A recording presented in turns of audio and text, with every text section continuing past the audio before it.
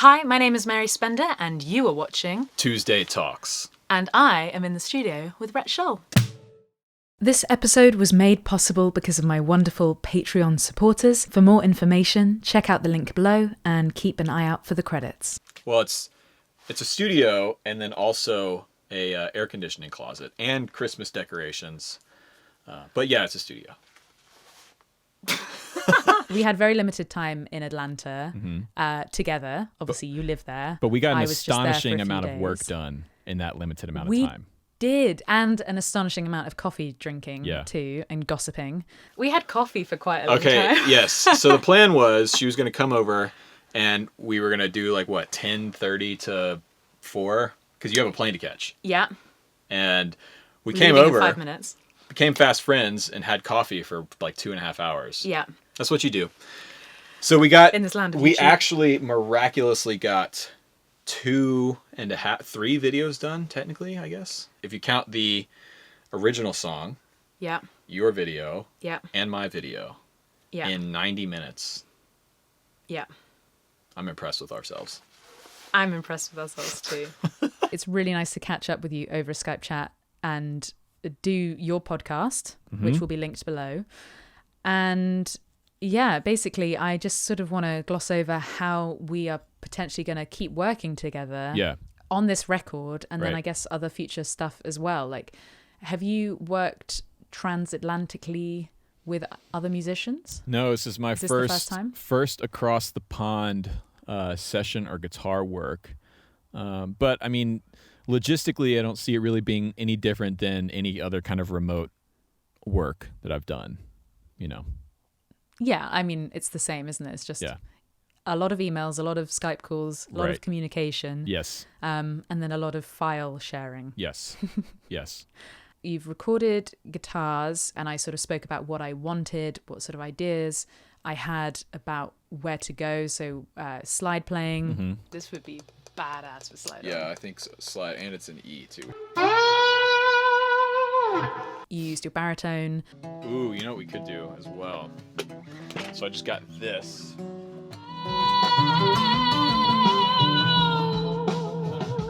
And then loads of different sort of effects. I really wanted some fuzz.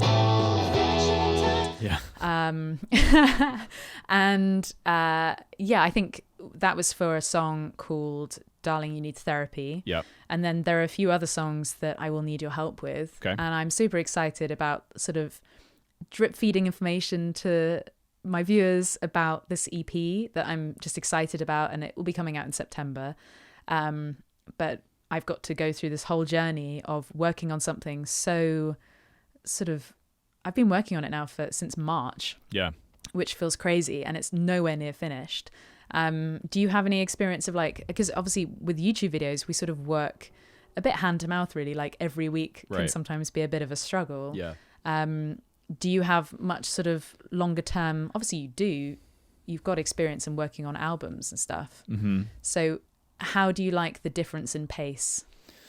Well, as far as difference in pace, it's completely different. YouTube versus working on an album or a long-term project, because you're absolutely right. I mean, especially the way I do my YouTube channel is literally I make a video and I upload it, and then I make a video and I upload it, versus working on original music. So I'm working on a project with you on your original music, and then I have another friend who I featured on my channel, a guy named Jamie Portzi, we're working on an original album for him as well, and it is a lot more long game thinking. So I think the planning process is very, very important when it comes to that stuff. Just logistically, we're gonna get drums tracked, and then we're gonna do bass and guitars, or on this song I want to live track everything. I want everybody in the room together. So with you, I think, tell me where you're at. You've got drums tracked for everything. You had Adam Neely play bass on everything, correct? Yeah. Okay. Yeah. Vocals done, guitars, my guitar's still to be redone, I guess. So I have all the stems ready to share with you. Yeah. I just need to send them on over. Yeah, and then see what you come up with. I think this stage is really great for me because I'm assuming most of the guitar parts that I would be doing would be the lead stuff, whatever that is, parts or a solo here and there. And so I as a guitar player who's going to be doing that kind of stuff, I like to have the bass done and committed, and at least the scratch vocals done, because so much of what you're doing as a guitarist is dependent on what the vocals and the bass are doing. You know, Adam might have played a fill somewhere that I might need to stay out of the way of, or maybe, you know, add to or embellish in some way, or vocally. Like, the most important thing when it comes to this stuff is the vocals, and making sure the vocal performance and the sentiment of the song is heard and put forward. So nothing that I do as a guitar player needs to step on that. And so, you know, I might come up with a guitar part that I think is cool, but without hearing the vocals, I can't really tell if it's going to work in the context of the final song or not. And that goes for every aspect of the guitar playing too, not just the part and the way it was played, but the tone. What types of effects are used, if any, what guitar I use, because even the type of pickups or the type of guitar you use could be dependent on your vocal tone and the tone of that particular song. Oh yeah. Yeah. No, and I'm super excited to sort of see what you come up with, and then just have a dialogue about where to go. And honestly, the difference that you made to Darling You Need Therapy, it just came to life. Like, it was like a missing puzzle piece. And that's what I always see.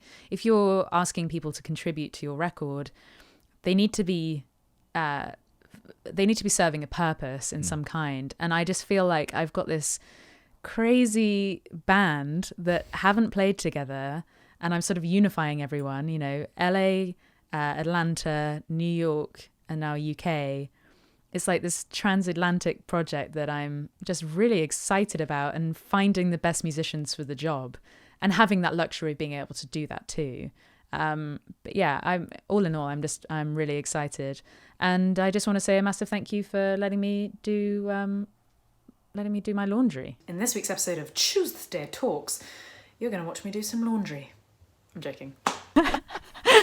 That was great. Well, and I was going to say, you know what you have to do now, and I'm going to say this so that your subscribers hold you accountable to this. When you do your album release show, your band has to be the people that play it on the record. So the band is going to have to be Adam on bass, me on guitar, you know, and Beth on drums. Yeah, I know. Well, that would be easy because you guys are all in the US. So I need to get a working visa and then come over and do those shows. And so I think for the time being, it will be solo shows while I'm in the UK and Europe.